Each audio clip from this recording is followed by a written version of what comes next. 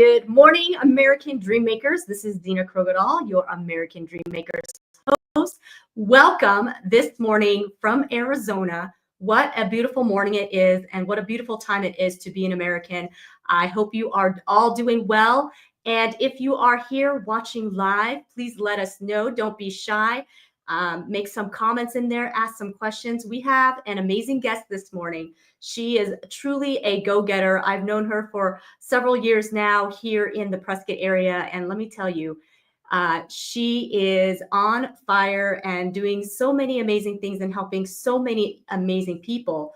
And before I introduce her, though, I do want to ask that if you are watching this, whether you are live or on the replay, if you can share this out, because the message that we have on American Dream Makers is absolutely impacting to other people's lives. And I think sometimes you never know who's listening, even if it's years from now, that little nugget of wisdom can just really change lives. So absolutely go ahead and share it. Let us know you're here. And if you haven't already, like and subscribe to American Dream Makers. I'm on Facebook, LinkedIn, Instagram, and also for sure YouTube. So my next guest, her name is Mishael Wells, and she is a dedicated wellness advocate, and she's very much a resilient entrepreneur whose journey has been shaped by a lot of life experiences. She was raised in the missionary service. She spent 12 years abroad in South America, Mexico, and she has become fluent in Spanish and has immersed in a life of service and cultural understanding, which brings her to what she is doing currently. And so without further ado, I'm going to bring Mishael on because I cannot wait to hear about who she is, get to know her even better. So I'm going to put her on the screen here. Welcome, Mishael. How are you? Good morning from Arizona. Yeah, I don't look like the kind of person who would speak Spanish, huh? People are always surprised. But I'm so grateful and glad that you have had that experience, because what an incredible experience to have lived abroad like that.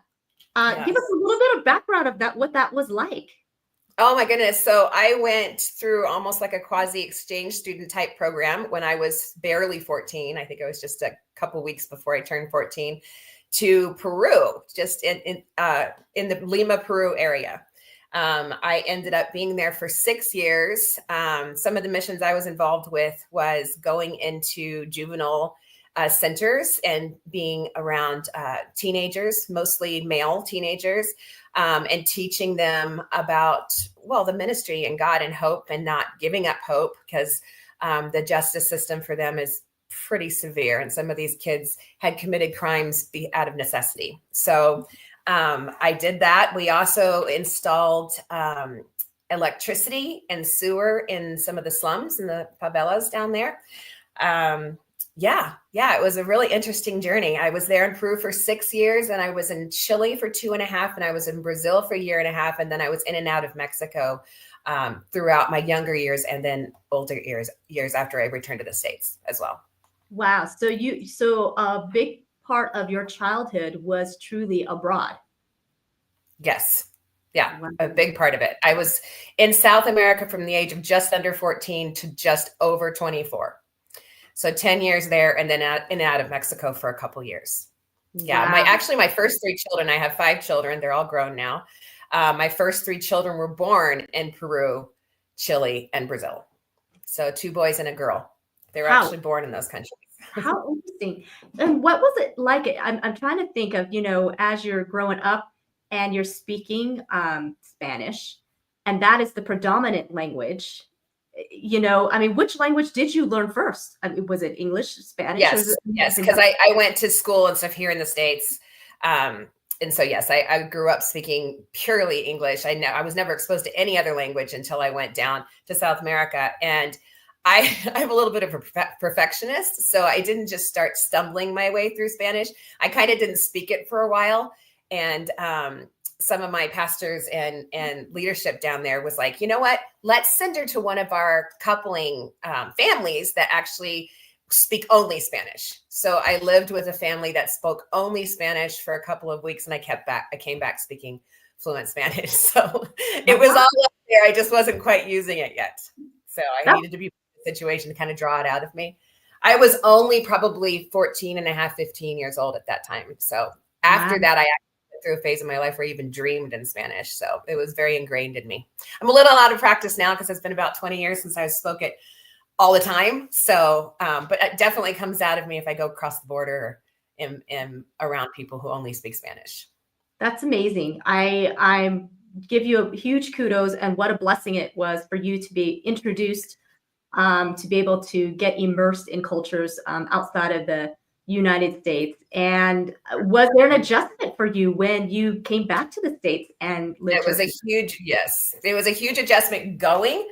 And then it was a huge adjustment coming back. I always tell people, I remember standing in a grocery store looking at all the different types of toilet paper and thinking, why do we need so many different types of toilet paper? Because I wasn't exposed to that as a child before I left. And then coming back as a young mother, you know, we have so much around us here in the States, right? And so much variety, and we don't realize how the rest of the world is not exposed to that. Even when you're in the more wealthier areas, it's not part of what they do. So again, it's been a while, but you know, I've gotten used to it now. But yeah, for sure. Yeah, I was going to say, and I think you're right. I think as Americans, many times, if we haven't really traveled abroad or had experiences like that, we don't realize how much abundance we truly have in America. Even the poorest of us have more than some of the, I guess, even some of the affluent people, you know, in some ways, you know, across the countries. And so, wow, very cool, Mishael. And so I would imagine that your experiences as growing up and learning, not only learning a language and becoming fluent, but adapting to different cultures, because you moved around, it sounds like, quite a bit. Yes. I would imagine that you learned some skills that a lot of people do not learn, because you had to learn to adapt pretty quickly, because even though you're in South America, each country, each area has its own different ways of doing things. Is that correct? Absolutely. They're all countries. In fact, I visited every country in South America except for Colombia and Venezuela. So while I was down there, I did a lot of traveling. And yes, every country is different. And you kind of study up on that before you go to each country, because you do want to be respectful of cultures, and you do want to be respectful of, you know, different beliefs and just different ways that people relate to things. Because if you can't relate to them, how are they going to relate to you and be able to hear your message and embrace the things that you're trying to accomplish in their cultures too? So for sure. Yeah. And I'm sure that definitely served me later on in life. I'm sure I don't realize how much, but I'm sure it did, because I was so young. And when you're young, you learn things and they stick, right? So, yeah, they become a part of you. Yeah, well, for sure.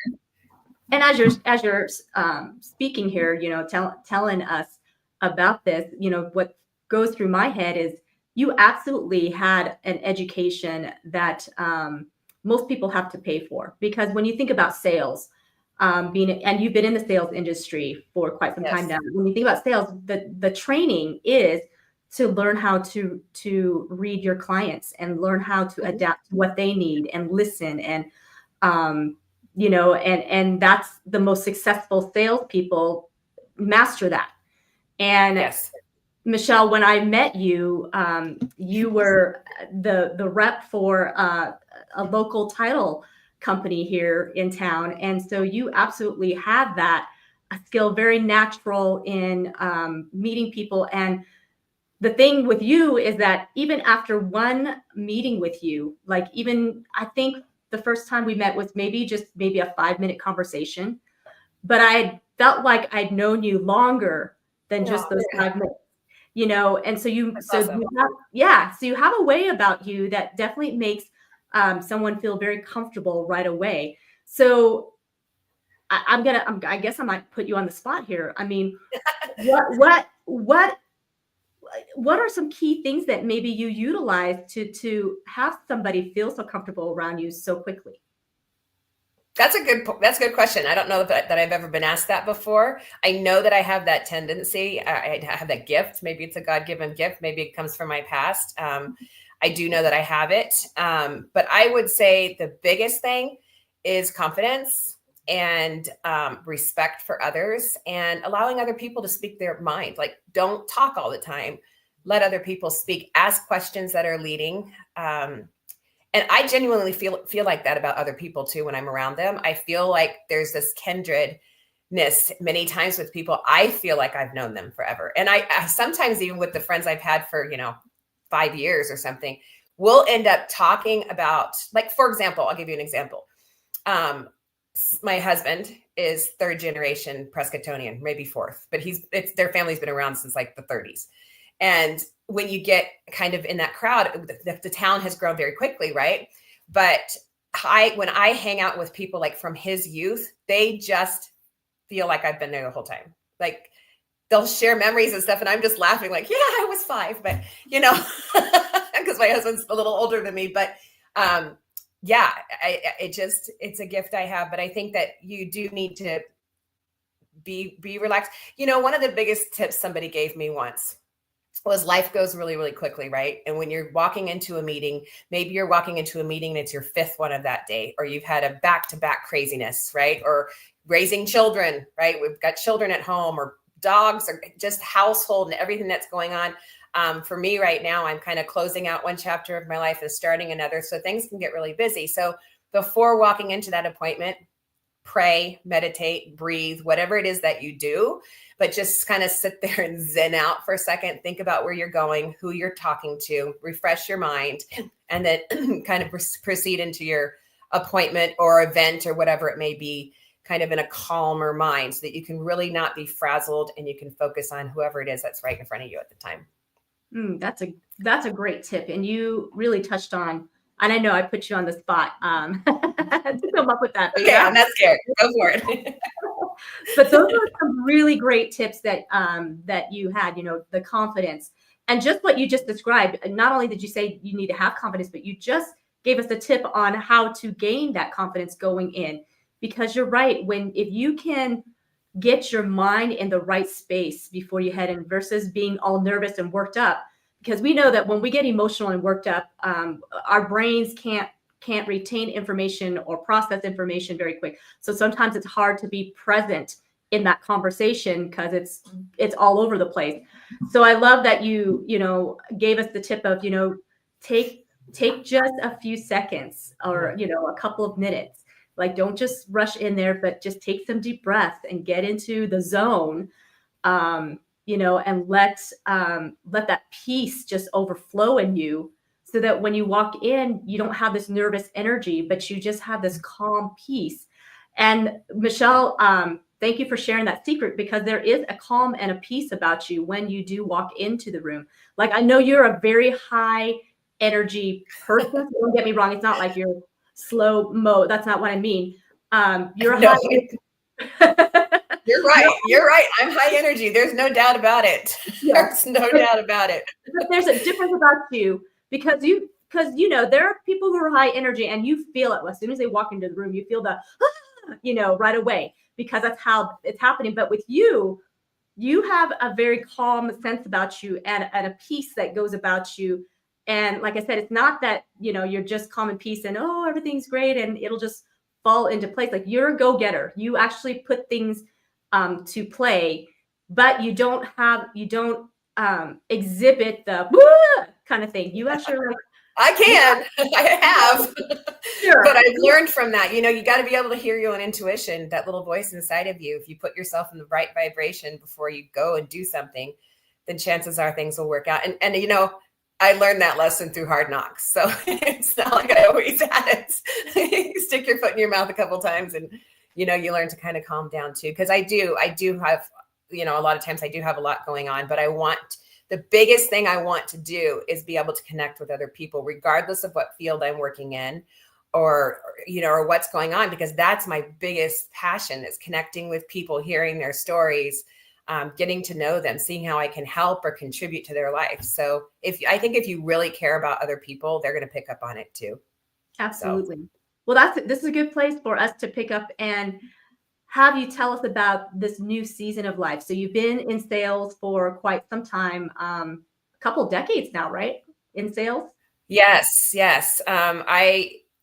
Yeah, my background was tricky and difficult. I ended up through a series of events in our little small town here through the recession, with 5 little kids on my own. From my previous husband, things happened and it was very sudden. And it was very difficult. I had 0 child support, 0 help. I didn't have a formal education. I really, really, really roughed it. So I was bartending and cleaning houses, and I had a catering company, a mobile kitchen. We did all these different things. I very much raised my children with the understanding. I have 5. They're all young adults now, and with some grandchildren, which are marvelous. But amazing, 5 children. I have 5. Yeah, young. My youngest just turned 25. So wow. Yes, they're all grown, all doing well, thank God. But I raised my children kind of with the mentality of, hey, we got to be a team. This is the situation we're in. We got to be a team. Was that always easy for them growing up? No. Have they had some issues and growing pains kind of going into adulthood, maybe partially because of some of that? Yes, but they're all amazing adults. But I just got to a point where I was like, life is never going to change. I'm going to be grinding this way, mostly away from my kids, right? I felt like I wasn't spending enough time with my children. So I thought it's never going to change unless I get a formal education. So somehow I decided to add 12 to 14 credits a semester. And I did that for 5 years and ended up with something like 160 credits. I was then hired for a local private club, and I worked for Arnold Palmer Century Golf for 10 years. I never considered myself to be a salesperson. In fact, I always thought I was not a salesperson. That was not something that I could never sell a car, whatever.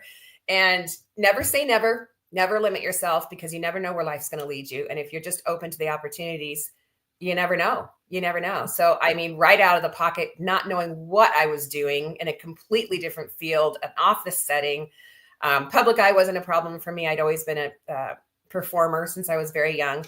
But I became the top producer for the nation and held on to that for almost the entire 10 years that I was there. And that was very much sales related, very much. But not just sales related. I was responsible for the members of the club. So I was responsible for connecting them. Most of them were moving in from out of state, or at least out of town.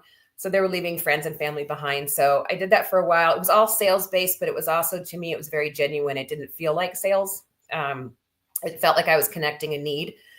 And then I made a very difficult decision to leave that field and to go into title and escrow.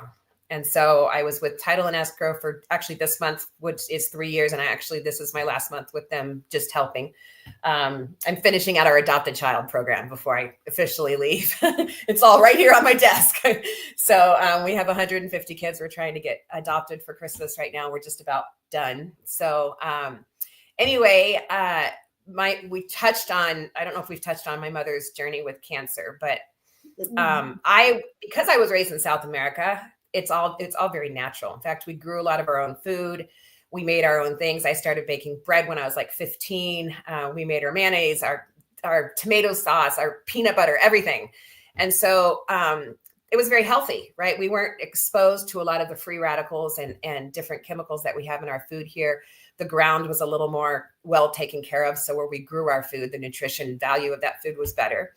So I was very, very healthy. I actually never had a cavity until I was in my 40s, which people usually don't understand. But the fluoride's not, there's just so many different things about that. So I got a really good boost, and I always considered myself to be very health oriented. All 3 of my girls have minor disabilities. My middle daughter is actually on SSI with a disability. She developed that disability when she was just shy of 15 years old. So of course, I threw myself as a mom into natural health and into alternative remedies to just support our bodies, because I felt like our bodies are so amazing. And I was pretty successful doing that for my kids, right? And then about 6 years ago, my mother was diagnosed with triple negative stage 3C breast cancer. And she surprised all of us by saying, I'm not going to pursue any traditional Western medicine. I'm going to do everything naturally. And she completely cured herself. So I tell you, it was quite the journey. She lived with me for 10 months of that journey. So we very much went on to it into it kind of together in some aspects. She has since developed a different type of cancer. So that's a long story, but she did cure herself. She was completely cancer-free for 5 years, and she's doing well. She's fighting, but it's a struggle. But about back in July of this year, she decided to go down to a place called Hope for Cancer in Tijuana, Mexico. And the tumors had come across her chest. So she had completely lost any use in her left arm at the time.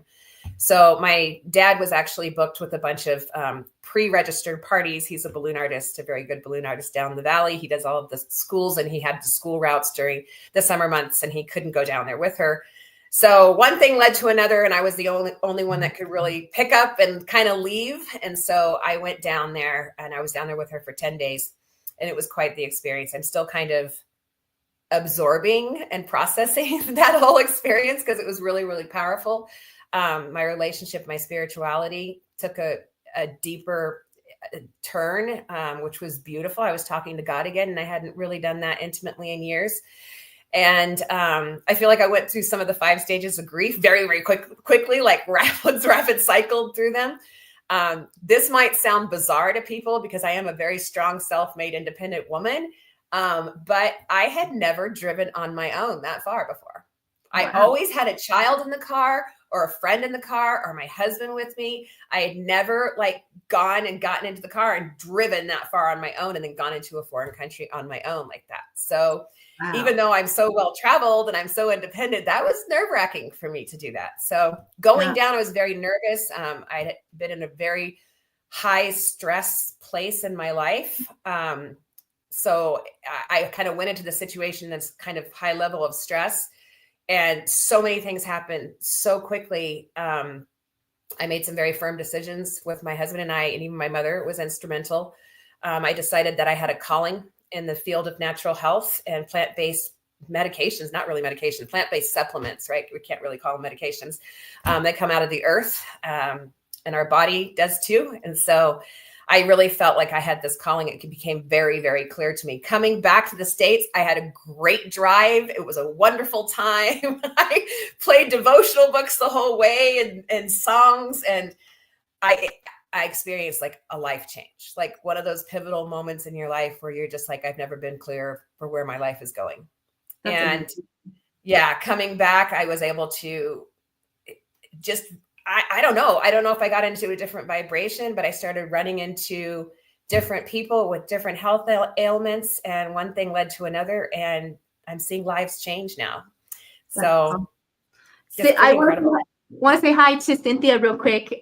Cynthia is a great friend. She's an amazing go-getter herself, and hopefully one day you'll get to meet Cynthia too. But she says, embrace every moment and live to the fullest. And she also says your mother is amazing. So I just wanted to give that shout out to Cynthia. Thank you so much for being here and supporting us on this conversation. And Cynthia, if you got questions, let us know. Yeah, that's amazing, Mishael, that you talk about how it's you took that step of faith, doing something that you were uncomfortable, and yet you knew you needed to get to this destination. And then how that ended up, just that step of obedience, that step of trust, in God. I believe that probably is what opened the door to the opportunities that came along, like you said, and then suddenly you had these and sometimes I wonder, is it that there are more opportunities, or is it just now we become aware of the opportunities? That's a really good question. Yeah, that's a really good question. I feel like the company that I partner with, I spent a lot of time and a lot of research into. My vision is very clear. I want to give back to the world. I want to help people with their natural health. I want to help people be independent financially. Especially right now in our nation, we need this so much in both of those areas. Who doesn't want to look better, feel better, make more money, right? Be more independent. Money doesn't buy us happiness, but being broke doesn't either, right? We need options. We need to be able to give back, and that just kind of opens the doors for us. So it's a necessity. But I just feel like there's it's such a big need right now. And yes, I feel like that opportunity has probably been there lurking around the corner for a while, but we have to be in the right places in our lives to be able to accept the challenge, accept the opportunity. How many times have we maybe not accepted an opportunity because of fear or because of logistics or, whatever the case may be. So I'm just really determined to help people see that they can think outside the box. They can be independent. They can be healthy without the normal means, right? of doing things. Just have an open mind, and you never know where it can lead you. Tell us, I know, you were talking about your mom's bout with cancer, and you've been going, and this is an ongoing journey. This isn't, yes. And that inspired you for this season of what you're doing too, because you're seeing the benefits of going back to basically the basics, going back to the natural, going back to those things. So tell us some of the maybe some of the testimonials that you've had when you have helped these people. And I want to put your information here. You want to follow Mishael on social media. She's on Facebook. Are you also on Instagram? I'm on Instagram, but I'm newer at Instagram. So I've been on Facebook for many, many, many years, building business off Facebook. And so now I've just kind of really started stepping over. So I'm still kind of new with Instagram, but I have a ton of stuff on Facebook, a lot of different lives, a lot of different kind of tutorials. I'm going to start doing health talks and things like that. Again, I'm not a doctor. I'm not a trained nutritionist. This is just something that's become a big passion of mine that I've really thrown myself into. I went down the rabbit hole and I never came out, basically. Right. And there's something to be said, though, with even just experience. So, yeah, you're not a doctor, and, you don't have whatever the certifications and the letters behind your name. But what you do have is the experience and the witnessing of miracles. Yes. And I think, those things, and it's not that you're telling people don't talk to your doctor. No, not at all. Right. Like, partner up with your doctor and see if he thinks or she thinks this might help, and let's see what happens. So tell us some of the testimonials that really stick out in your mind. Yeah, sure. One of the main ones is a gal right here in Prescott Valley, Arizona, that I also make health shots, and I deliver them around town. They're raw turmeric and ginger and just some different fruits and vegetables and things like that. And they're for autoimmune disease, basically inflammation, right? Turmeric and ginger are going to be really good for inflammation and immunity. And I started doing that, I don't know, off and on, probably 6 months ago, regularly now. I make them every week and deliver them on Tuesdays. But I met a young woman in Prescott Valley, and actually I had set, at the time I was working full-time still. I was working 40, 50, 60 hours a week at corporate position. And I started doing these juices kind of on the side just because it was a passion. I wanted people to feel better. And I'd been giving them advice about, hey, make this juice. And most of them don't have a juicer, time, whatever. So I started doing it kind of like a passion. But I had set up, I think it was a 5 o'clock or 5:30 meeting spot locally for anybody who was ordering them to come get them from me, because I didn't have the time to drive them all over the place at that time. So I had them in my car and I was driving around, and I had a cancellation. And this young lady's in Prescott Valley. And I just felt this thing in my heart that I needed to take these to her. So I listened to it. I text her. She works at a dentist office. She came out and met me. And when she came out, and she knows this. So she knows this story, and I have permission to share it. But when she came out, she was wearing a mask because she was in a procedure. She had her hair pulled back up. It's kind of like the scrub attire, right? And she came out and she was bent over. She had open sores I could see on her face. She had hardly any hair. I'd say probably 85% of her hair was gone. And I just, my heart broke. I was just like, oh my gosh, but what do you say, right? In the moment. So I just said, hi, we've been following each other on social media for years and years and years, and I'd never met her personally. And so I just said, can I ask you why you're ordering my shots? And she said, well, I have horrible inflammation due to an autoimmune disease. And I developed an autoimmune disease after battling COVID and having long COVID. And I did what I thought I was supposed to do. I went to my doctor, I got my medications, and before I knew it, I was on, I think, 6 or 7 different medications within a year. And she just didn't feel like she was getting any better. She felt like she was getting worse. So she was trying to wean herself off of her medications. I hear this a lot, actually.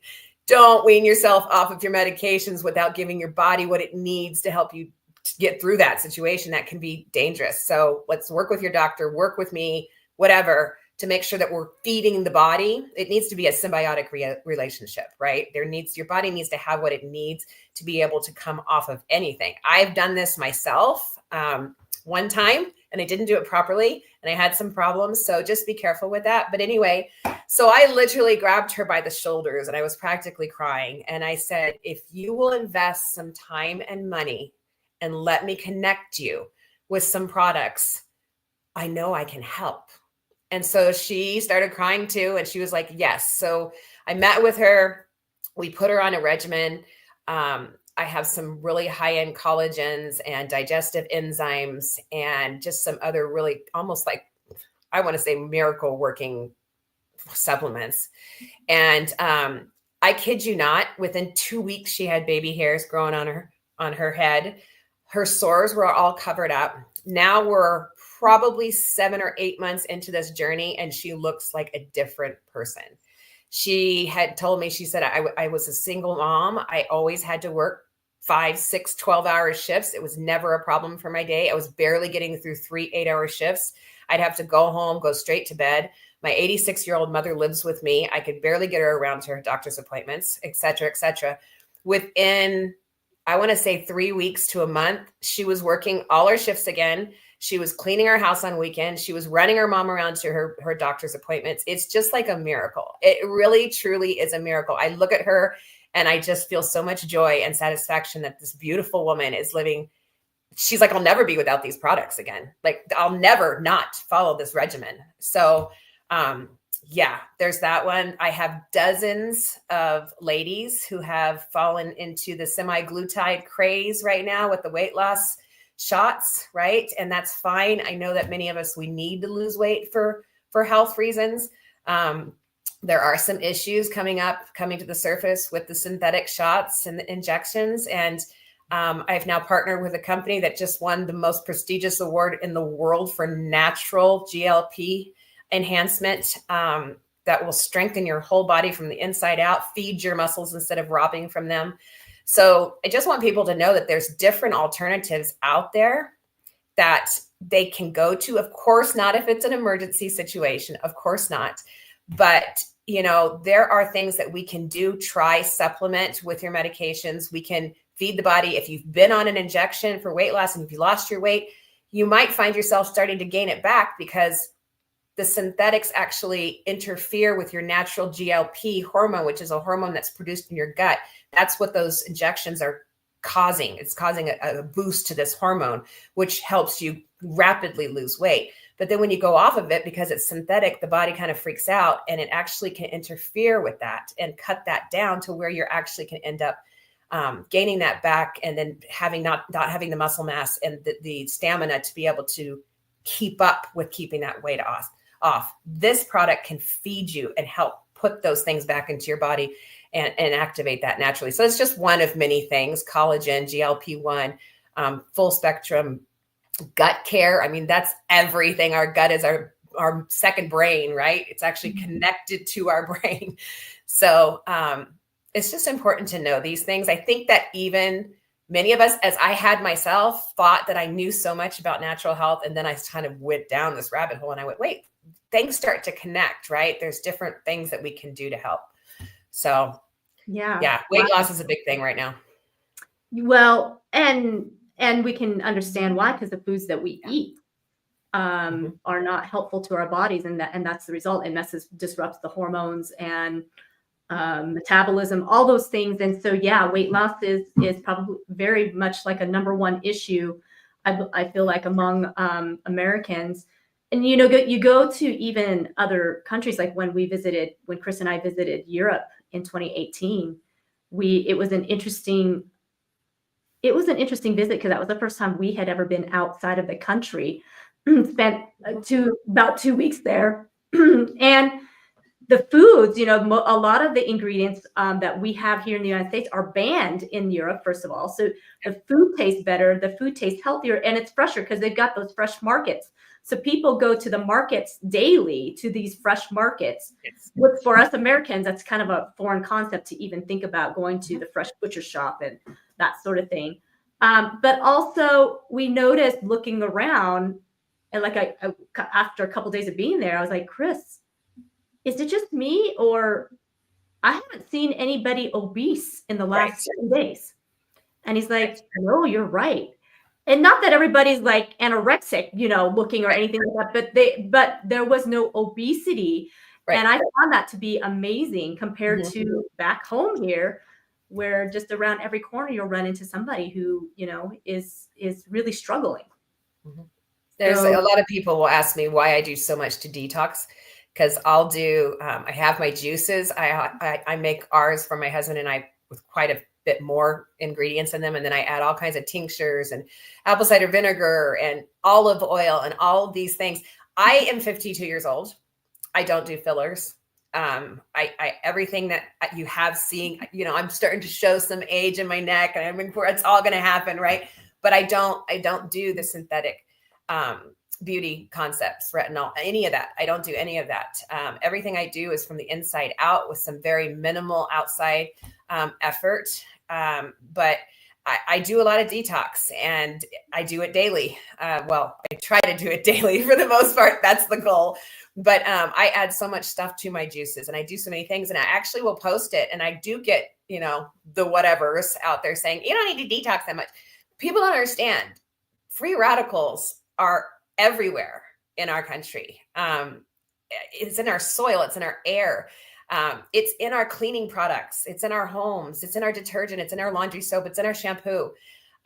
So being aware of all of those items, I'm not saying go throw everything out in your house, but just being aware of what is in your home and in your environment. And then, yes, taking an effort. You should be drinking a gallon of water a day, all of these things. I know that these are struggles for us, but there are ways that we can actually break those habits and create new ones. The more water you put into your body, the more your body will crave the water. So if you can just break through that threshold of choking down the water, not in one day, work up to it, not in one day, your body will actually start to crave the water. Make sure you're putting clean water in your body. So it's all this stuff that you have to kind of be aware of. It's not something to be scared of or afraid of. It's just something to be aware of, that we are fighting in our environment in our country specifically. Yes, I've been all over South America. I've been all over the Caribbean. I've been to Europe.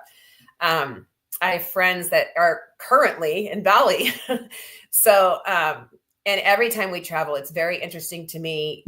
I mean, look at the size of the refrigerators in Europe, right? Yeah. They're tiny. They're just little like bar fridges because they don't keep a lot of products in, groceries on hands. They go and they buy them every day fresh. So yeah, it's just a different lifestyle than we've kind of gotten away from here. It is. And even down to, I was reading an article the other day about how women are exposed to a lot more and tend to have more issues because we start grooming ourselves with lotion. Versus the boys, they don't groom themselves till much later age. So they're not putting the lotions and doing all the, fragrancy hair sprays and whatever. But, as girls from a young age, where we think of our looks and care and that sort of thing. And we don't realize that even just the lotions that we use. So yes, you can get cheap lotion, but cheap lotion has a lot of ingredients in it that are not healthy for our body. And we forget that the skin is the largest organ in the body. So if whatever you put on your skin gets absorbed to the inside. And so reading this article was a real eye opener, saying that, that's why a lot of women are exposed to the cancers. Yes. At a huge amount of numbers. Our tampons, our makeup, things that we started, using when we were 12 or 13 years old sometimes. So yes, that's why you do see a larger breast cancer, cervical, ovarian, all these different things. So again, it's not something to be scared of. It's just something to be aware of and to teach our daughters to be aware of. And there are really easy, natural alternatives to many of these things. And will I say that my house is completely toxin free? No, it's not. It's something that I'm working on. But I have definitely taken steps to at least make it better. Even my dog gets a probiotic every day. I mean, I lost a dog that I loved dearly to cancer, and I was like, never again. I was convinced it was his kibble. And so really started that this was part of this whole awakening process. This was back in 2017, I believe, that we lost this dog. And now my beautiful puppy, who's around here somewhere, he eats raw. He eats a raw diet, and he gets a multiple vitamin, and he gets a digestive enzyme, and he's super healthy. Vets are always very surprised by this. It takes some effort, but unquestionable love from those fur babies. They deserve health too. Yeah. And those are the things we need to, I think, reconsider, like shift the mindset is, because let's face it, or eating healthy is very expensive, right? If you're going to go look for organic, if you're going to look for things that don't have toxins in it, it's a lot more than if you just went and bought the regular processed food. And so when you've got a family that, when you're feeding a family, and especially with today's prices, that makes it very difficult to do it. But at the same time, if we're spending a lot of money on health medications and treatments and stuff, but we're not investing in the quality of the foods, we might want to shift our perspective and say, maybe we need to start really looking at investing more in what we put on the inside and on our skins, right? Versus, and then right. Do you know what a helicopter ride? Yeah, what a helicopter ride costs if you have a stroke? Do you know what an ambulance ride costs? Do you know what 2 weeks in the hospital is? Do you know what a chronic illness is going to cost you? And when you look at it like that, it really starts to put your life into perspective. When people say that they have a life or death experience and it makes them reevaluate their lives, I see this happen to people all the time. So it's just a matter of where our priorities, and you don't have to do everything at once. Make sure that your meats that you're buying don't have antibiotics and hormones injected into them. You can get them at the grocery store. They're not the best, but it's a heck of a lot better than going to Walmart and buying that big tray of chicken that you have no idea what's in it. Just follow the basic 12 dirty dozen. Make sure when you're bringing your fruits and vegetables back home that you are washing them correctly. This is a huge deal. If you're washing your fruits and vegetables correctly, they should be submerged for half an hour, and you will see if you go to my Facebook page and you scroll through it, I talk a lot about this on my page, and I will show you some results of the greases and the dirt and the bugs that come out of just your fruits and vegetables. So you want to make sure you're washing them correctly. And keep in mind too, when something says organic on it in our labels in our grocery stores, don't quote me on this, but I believe it's somewhere between 30 to 40% that it actually has to be organic in order to wear that label. So you need to actually read the ingredients on the label. Even Walmart has started carrying some pretty decent products now because it's a trend, right? I feel like after COVID, a lot of us kind of started to go, there's got to be a better way, right? And a lot of us started to kind of go, I want to be healthier. And I believe it's 90% what you put in your body. Yeah. So you just got to be careful, either willingly or unwillingly what we put in our bodies, right? Right. Yeah, right. Well, walk us through a little bit when you say wash your vegetables correctly. I know we'll probably have some viewers be like, what does she mean? Okay. Yeah. So this is how I wash and again, on Facebook, you can go through, I've got pictures and everything, but I have big stainless steel bowls. And actually lately I've been using a cooler with a liner in it. But you need to, and I'm sure there's many ways that are effective. This is the way I do it. I submerge my fruits and vegetables in warm water, not cold. Don't make it hot. It'll just make your veggies go bad quicker. But warm water with some salt, not much, maybe a couple, depending on the size of the bowl. And then I do baking soda, good amount of baking soda, and then vinegar. And when you do that, it's going to start to kind of blow up a little bit. Just make sure you're pushing your veggies down into that every couple minutes. Let them sit there for 30 minutes. Then use a light brush and brush them off. Again, rinse in warm water and let them air dry. I have a towel that's a 100% cotton towel that I actually put on my kitchen counter, and I let everything air dry. That goes for strawberries. I do my ginger, my turmeric, tomatoes, cucumbers, carrots. It's going to be specifically important for veggies that you're not going to peel, of course. But even like oranges, right? If you're peeling an orange or a cutie or all these things that we like the tangerines and the tangelos or whatever, my husband loves those, so he buys those. But you're going to peel them, but you're going to peel them with your hands, and then you're going to grab the fruit with your hands. So just make sure you're washing it correctly. It's really, really important. And then what happens if you keep your water, you'll see that water is black, and sometimes you'll actually see, take your little labels, your little price tag things off first, because you want to get that glue off. That's good. So that's what I do.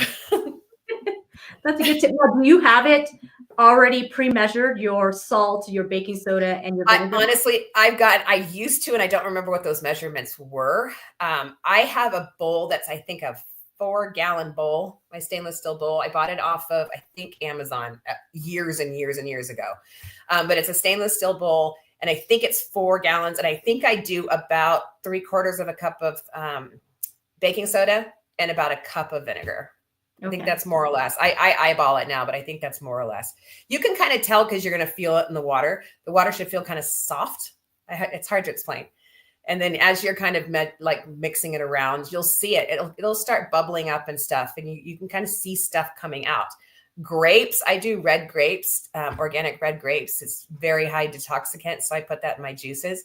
Those are filthy. They're so dirty. So make sure, don't pick out of the grape thing in the grocery store.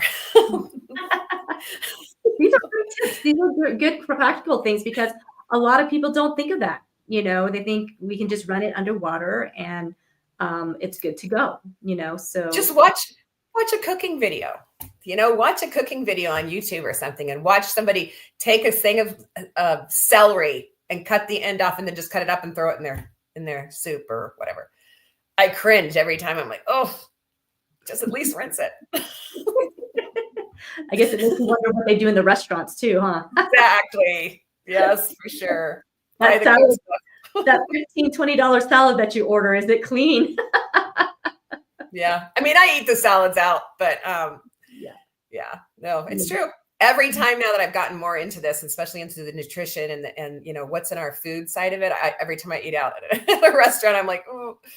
But, I also, I take this really incredible full spectrum digestive enzyme, and I actually carry it in my purse now. And I take it anytime I have to eat out anywhere for any reason, which we enjoy. My husband and I are foodies. We love going different places and trying the foods and stuff.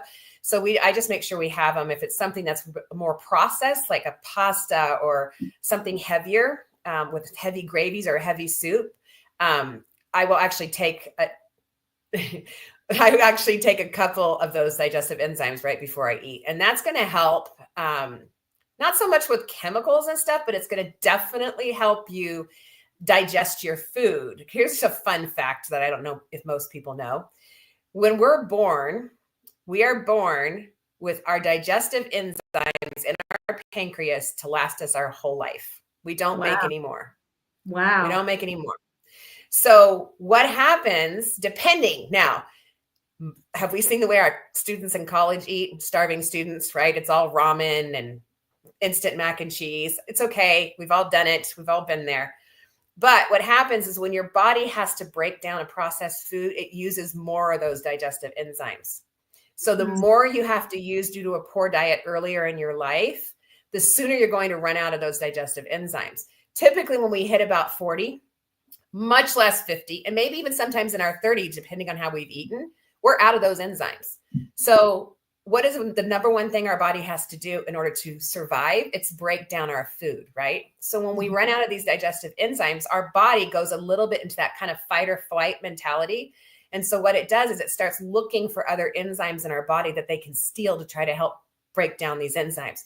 that's where you're getting a lot of, all of a sudden I have a gluten intolerance. All of a sudden I have a lactose intolerance, or I have horrible brain fog, or even fatigue. It can all play into the fact that our food, our digestive enzymes are out. So I have a digestive enzyme right now, which I believe to be the best on the planet. As far as I'm concerned, I think everybody should be on it. We've given it to newborns that have had digestive enzymes by sprinkling it into their milk or onto, however they're taking their milk. It can work for all ages. It has worked for all ages. My husband had horrible acid reflux and doesn't anymore.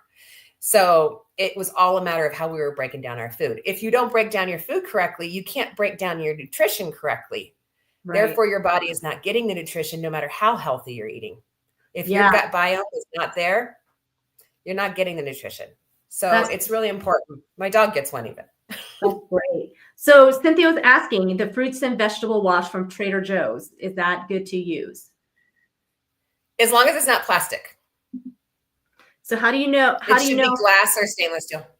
Oh, you mean the container the container that you're washing? I think that's what she's asking. As long as it's not a plastic container, it should be glass or stainless steel. I think actually there might be a fruit and vegetable wash. Solution?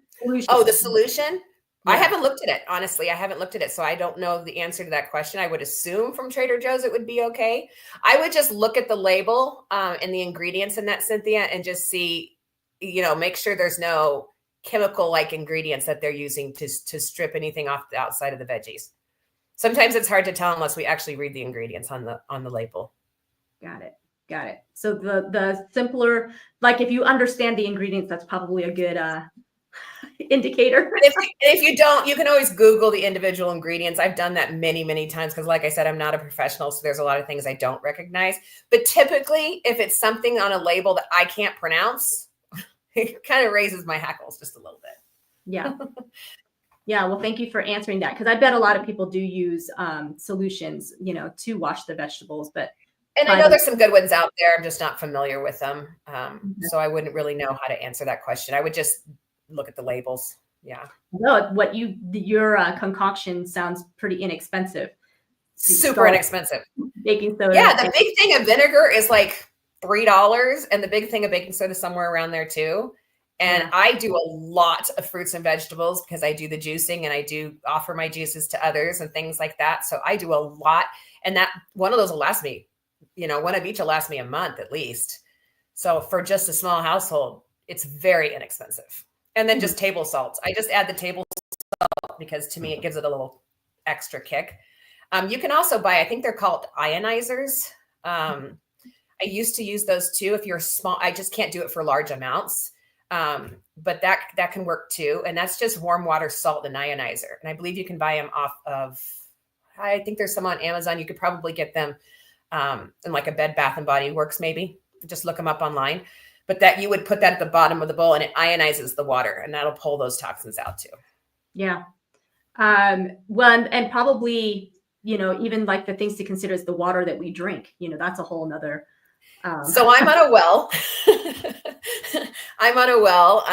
We're in a community well out here, and our water is actually really good. I wasn't happy with some of the minerals in it. So I bought a dripper, the 3-gallon dripper. We have it on our counter, and all of the water, this is my gallon, this is my water for the day.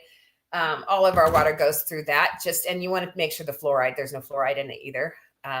That's what we do with our water. It's probably a little overkill, but I did actually, my last doctor's appointment where they pulled all my blood work, my doctor sat there. I should have got this in print. I should have had him print it out and sign it. But he literally sat there and he said all of my minerals and vitamins were so spot on. He'd never seen anything like it. That's so great. He literally said, whatever plant supplement, he goes, they're plant supplements, right? I said, yeah. He goes, I can tell by your absorption rate, whatever supplements you're taking, don't stop. That's great. And that was 6 months of me taking these supplements. I had done a complete 180. So, okay.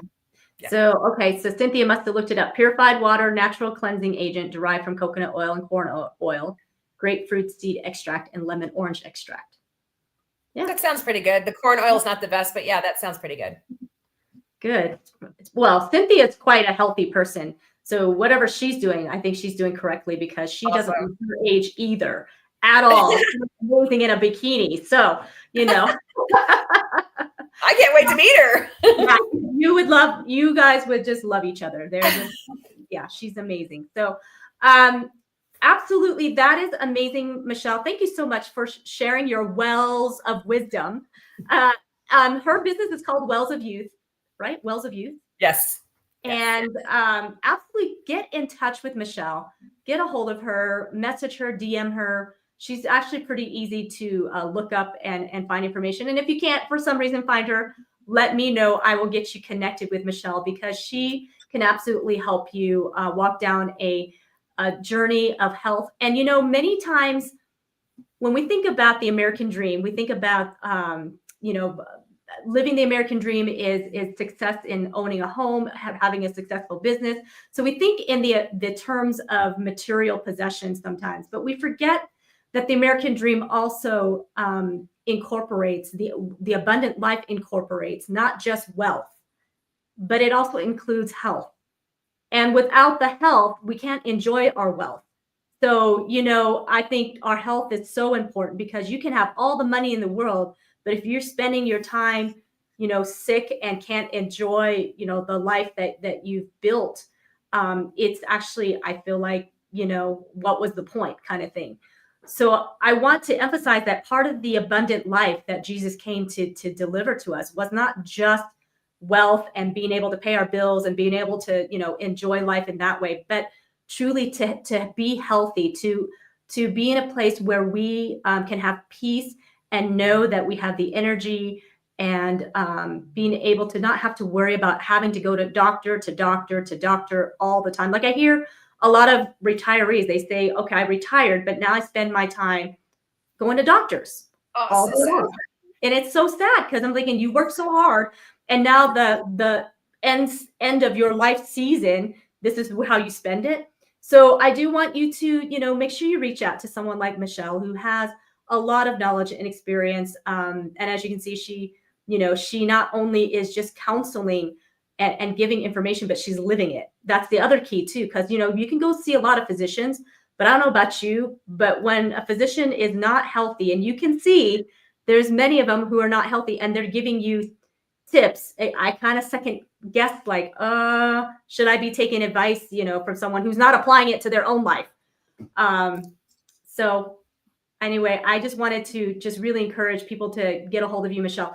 This hour went by so fast, but any last words you'd like to share with us? No, thank you for letting me be on. Zena, you're amazing. I wish you nothing but the best. I love you, girl. Look at what you're doing. I mean, talk about the American dream. I give it right back to you. Yes, I feel like I'm living the American dream too. It's all about taking advantage of what our beautiful country has for us. So thank you for having me on. I look forward to connecting with many people after this. Should be fun. Awesome. Well, thank you again. And thank you, Cynthia, for being on here. And you're always such a joy. And thank you for asking questions and participating. It always makes that fun when you do that. Yes. And thank you for sharing this out. Oh, Cynthia, you're so sweet. Zena, you may want to change your name to the Human Dream Maker. Thank you, Cynthia. I will consider that. Yeah. That's awesome. All right, you guys. I'm going to say goodbye for now, but stick around, Mishael. I'll be back in to chat with you in just a little bit here. So thank you again, everyone, for being here. Thank you so much to our viewers. And if you are watching this on the replay, absolutely share this out and get a hold of Mishael, because she obviously just knows her stuff and is helping a lot of people's lives get changed and being able to get back to the mission and their purpose and living out the purpose. Because without health, we have a very difficult time living out the mission and the purpose that God has placed on our lives. So get a hold of Mishael. And American Dream Makers, go out there, be blessed, be fruitful, and multiply your gifts, talents, and resources. And we will see you the next time.